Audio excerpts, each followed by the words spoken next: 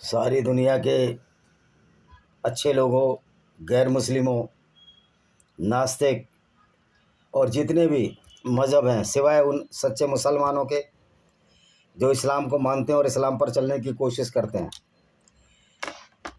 उनके सिवाय सबको अंतर्राष्ट्रीय काफिर सेना नमन करती है, साधारण नमन करती है। और आप सभी गैर मुस्लिम, नास्तिक और अच्छे इंसान इस सेना के ऑटोमेटिक मेंबर हैं, बाई बर्थ मेंबर हैं।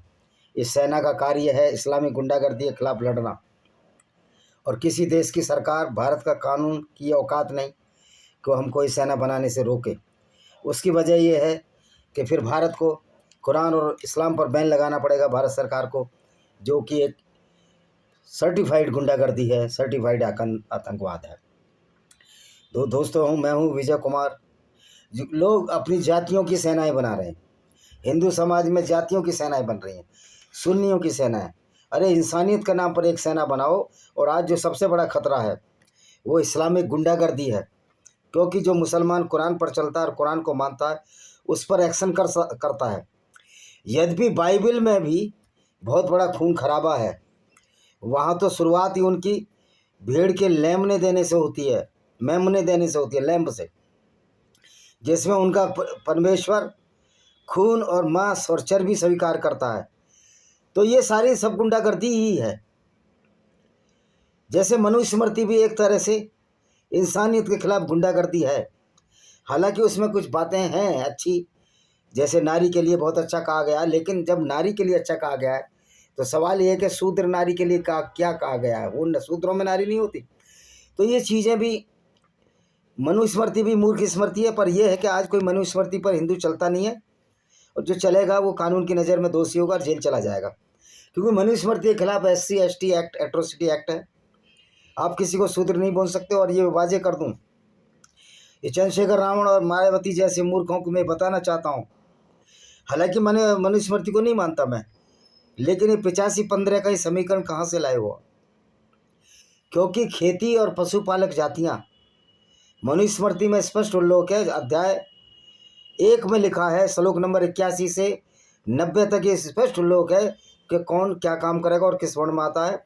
उस हिसाब से पशुपालक जातियाँ और खेती करने वाली जातियाँ, जिसमें जाट, कुर्मी, लोधी, अहीर, गडरी, गुजर, जो भी पशुपालक हैं, जो भी खेती वाले हैं, और जो कलाकार जातियाँ हैं, जैसे कुमार कुल्लड़ बनाता, शूद्र में नहीं आते, वो वैश्य वर्ण में आती है। तो मूर्ख चंद्रशेखर रावण और मूर्ख मायावती सुन लो।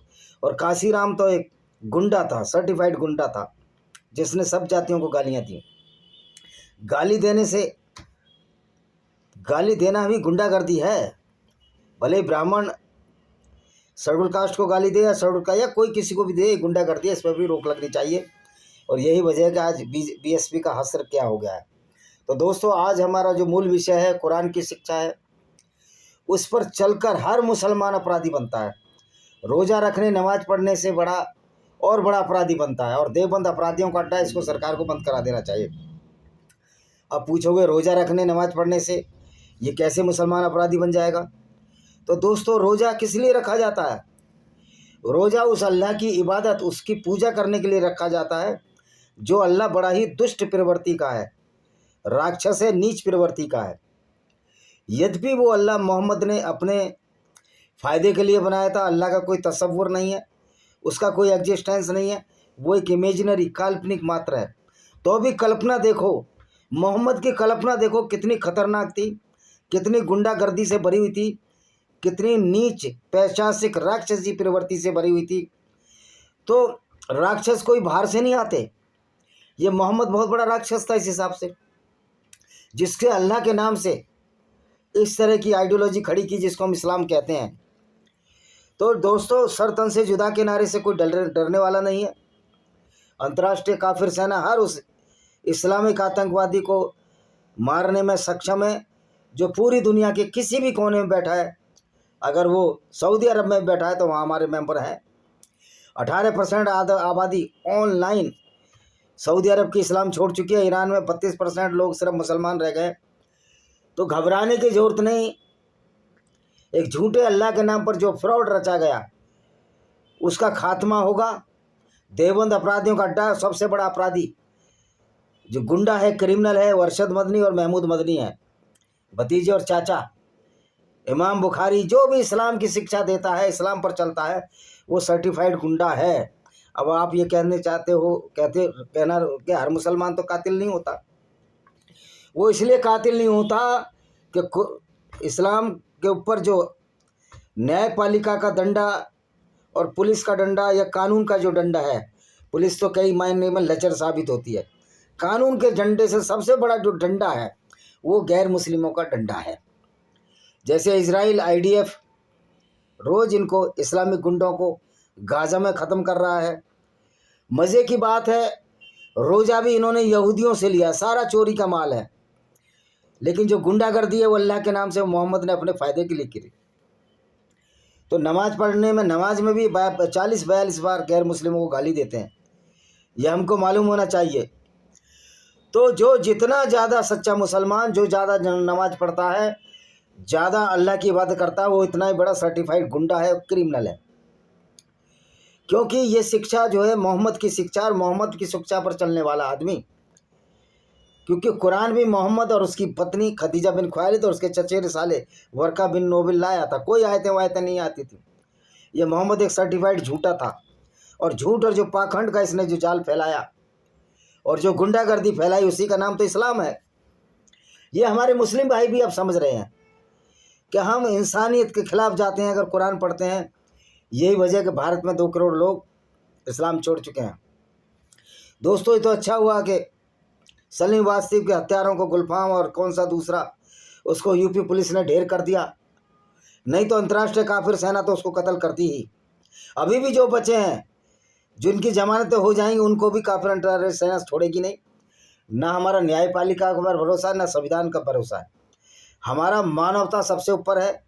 न्यायपालिका में भी हम जैसे लोग बैठे हैं जो भ्रष्ट भी हो सकते हैं, वाचाल भी हो सकते हैं, झूठे भी हो सकते हैं, डरपोक भी हो सकते हैं, कायरों का समूह भी हो सकता है। तो मानवता पर हमारा भरोसा है, और हर मेंबर जो इस्लामिक गुंडागर्दी से लड़ने के सक्षम है, उसको ये अधिकार है कि इस्लामिक आतंकवादियों का, चाहे वो पाकिस्तान में हो चाहे हिंदुस्तान में हो, नाम भले ही आपके मुस्लिम नाम है, बहुत से ऐसे मुसलमानों को मैं जानता हूँ, करोड़ों मुसलमानों को मैं पाकिस्तान में जानता हूँ, पर्सनल जानता हूँ कई सौ लोगों को जो इस्लाम में आस्था ही नहीं रखते, साफ कहते हैं तो गुंडागर्दी है, तो वो भी हमारे मेंबर है। और उनको भी अधिकार है कि वो इस्लाम की शिक्षा मानने वाले आतंकवादी को ऑन द स्पॉट एलिमिनेट करें।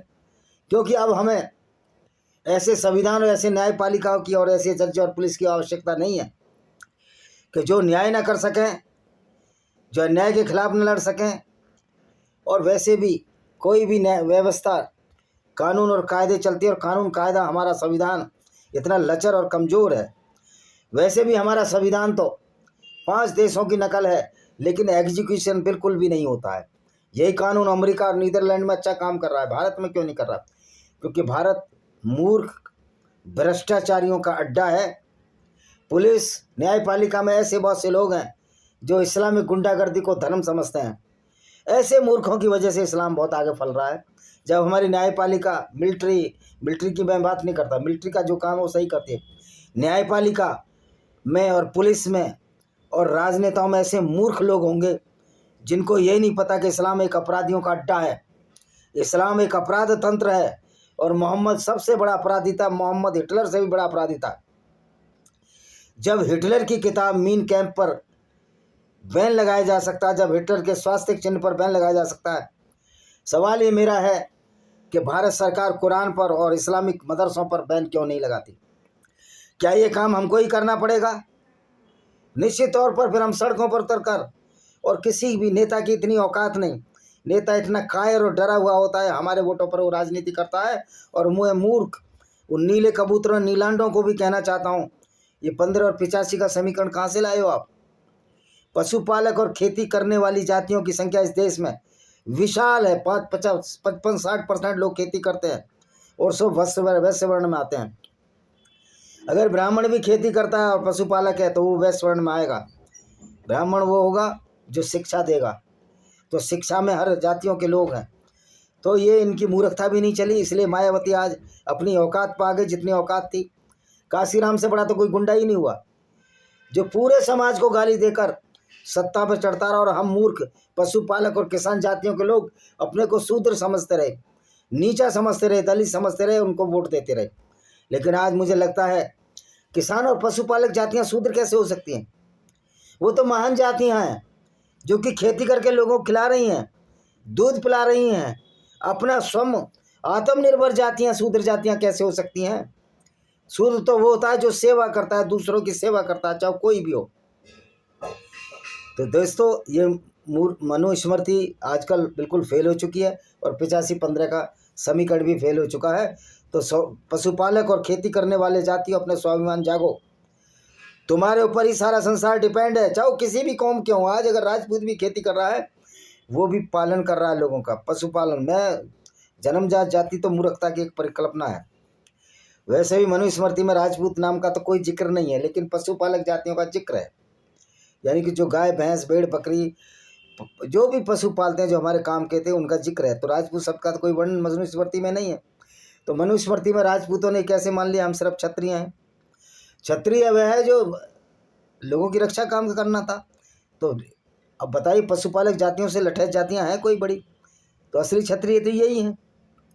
इन्होंने बहुत कम जातियां ऐसी हैं पशुपालक जिन्होंने धर्म परिवर्तन किया होगा, बहुत माइनर क्वांटिटी में, जिसमें गुर्जरों ने सबसे ज़्यादा किया है और जाटों ने। बाकी तो अहीर और गडरियों में बहुत कम जन धर्म किया, सबने है। बहादुर सारे ही हैं और कोई भी बहादुर नहीं है। तो हम अपने आत्म सम्मान आत्म गर्वित करने वाले लोग हैं। हमारी औकात क्या है, ये इस्लामिक गुंडागर्दी ने हमको बता दिया। तो दोस्तों, जो कुरान की शिक्षा है वो सबसे बड़ा आतंकवाद है। कुरान को मानने वाला सबसे बड़ा आतंकवादी और अपराधी है। ये बात हमको समझनी चाहिए। और इस शिक्षा को चलाने वाला कौन था? इनका पैगंबर मोहम्मद बिन अब्दुल्ला, जो कि काफिले लूट लेता था, औरतों को लूट लेता था, उनको बाजारों में बेच देता था। एक बार का किस्सा है कि मोहम्मद लड़कियां लूटने, ब्लॉन्ड नीली आंखों वाली और ब्लॉन्ड रेशमी भूरे बालों वाली लड़कियों को लूटने गया तबूक की लड़ाई में 700 किलोमीटर, और वहाँ से इसको कुछ नहीं मिला तो इसको मुंह की खानी पड़ी। तो जो पैगंबर पूरी ज़िंदगी लूट करता रहा, बलात्कार करता रहा, छोटी बच्चियों से बलात्कार करता रहा, उसको ये पैगंबर जो मानते हैं, मेरा मुसलमान भाइयों से अपील है, आप बुरे नहीं हो, लेकिन आपका पैगंबर तो शर्तिया तौर पर अच्छा आदमी नहीं है। आपको इस पैगंबर को बदलने की ज़रूरत है। आपको अच्छे कानून मानने की ज़रूरत है, कानून मानने की ज़रूरत है, इंसानियत पर चलने की ज़रूरत है। तो दोस्तों, मुसलमान बुरा नहीं है। मुसलमान कब बुरा हो जाता है? जब वो मदरसे में पढ़ता है, जब वो आतंकवादियों के अड्डों में पलता है, जब अरशद मदनी और महमूद मदनी जैसे छिपे हुए आतंकवादियों के मदरसों में जाता है, वहाँ इस्लामिक शिक्षा मिलती है। कुरान में क्या लिखा है? आप कुरान पढ़िए, सब कुरान को जानिए कि कुरान आतंकवादियों का अड्डा है। कुरान आतंकवादियों के लिए एक धार्मिक पुस्तक हो सकती है, लेकिन समूची की दुनिया के लिए कुरान एक ऐसी नीच और निहायत गंदी किताब है जो लोगों को आपस में मरवाती है, कटवाती है, भेदभाव कराती है। कुरान की 26 आयत नहीं, पूरी कुरान ही झूठ और पाखंड का पुलिंदा है। तो दोस्तों, मनुस्मृति में भी बहुत सारा पाखंड है, लेकिन मनुस्मृति को तो हिंदुओं का बहुत बड़ा वर्ग मानता ही नहीं। लेकिन आज हर मुसलमान ब्रेन वॉश हो चुका है, मस्तिष्क इनका क्षीण होता विदीर्ण हो चुका है। अब ये मूर्खता की हद देखिए कि एक औरत कह रही है वहाँ इंडिया की, लखनऊ की, हमारा रहबर मार दिया, खाम नहीं मार दिया। अरे मूर्ख औरत, बुरके में तेरी बुद्धि भी खत्म हो गई, क्षीण विचीर्ण हो गई है, क्योंकि पागलों का समूह है इस्लाम। तो इस्लाम ऐसे पागलों का समूह है जो अपराध करते फिरते हैं। अरे भाई, 32% लोग सिर्फ इस्लाम मानते हैं वहाँ ईरान में खामनेई के मरने से लोग खुश हैं। तो किससे लड़ोगे तुम जाकर वहाँ ईरान के उस बहुसंख्यक लोगों से लड़ोगे जो आबादी में मुसलमानों से कहीं ज़्यादा है। अगर तुम में इतना ही दम मुसलमानों में होता ईरान के में, तो खामनेई नहीं मारा जाता। चूँकि लोग खामनेई के खिलाफ हैं, इस्लाम के खिलाफ हैं, इसलिए आज ईरान में अमेरिका है और आना भी चाहिए। मैं तो डोनाल्ड ट्रंप को रहबर मानता हूँ, मैं तो उसको एक अच्छा आदमी मानता हूँ, इसलिए इस्लामिक गुंडागर्दी को जगह जगह ख़त्म किया। और मैं इंग्लिश में अपील कर रहा हूँ कि डोनाल्ड ट्रंप को इंग्लिश हिंदी नहीं आती।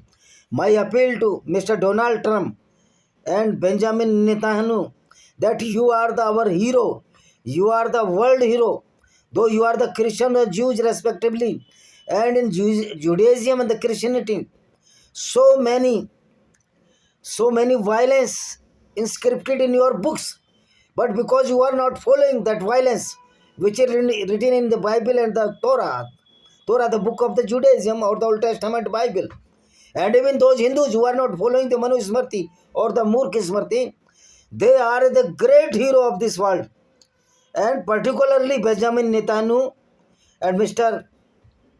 Donald Trump is the real hero for the advancement of the society in direction of the peace and harmony throughout the world. And I hope that Modi ji will not